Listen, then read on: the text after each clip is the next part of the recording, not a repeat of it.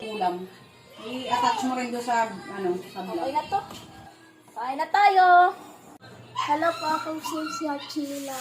Ipapakita ko po sa inyo yung mga sangkap na gamit po. Ito po yung kawali, sangkalan, kutsilyo, sandok, tsaka mangkok. Tsaka ito naman po yung mga ingredients. Okra, kangkong, tsaka siling green, at tsaka siling red, tsaka kamatis, kalamansi, tsaka sibuyas. Kahit ano gusto nyo dito sa sinigang mix, kahit gabi ba yan o sampalok, at tsaka magic sarap. Bali nga ito, napakuluan natin to para mabilis na tayo. Pinakuluan na baboy.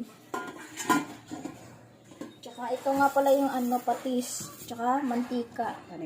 Bali ito nga din po pala yung baboy. Ito na pala guys, hugasan na natin yung gulay. May mga eksekto kasi sa loob ng dahon, kaya hugasan natin.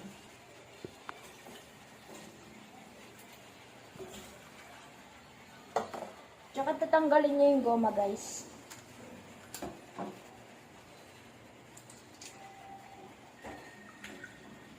Natin ang hangkong.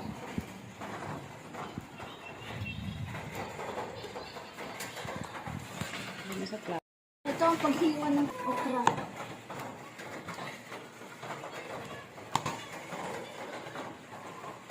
Hiwain ng kamatis.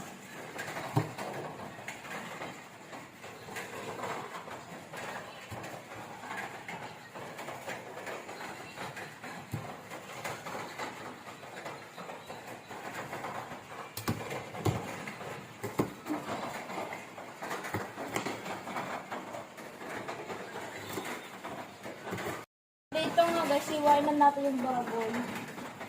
Napakuluan na din yung suko ng baboy. Malambot na malambot to guys.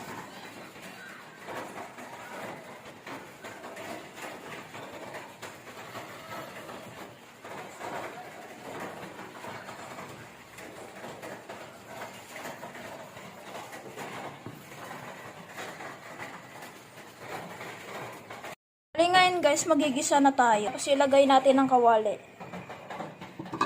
Guys, pag uminit na yung kawali, lagay na natin yung mantika.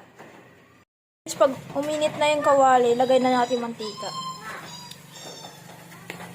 Ngayon guys, dahil wala tayong bawang, na lang, sibuyas. Okay na yan. Ngayon, ilagay natin ang sibuyas.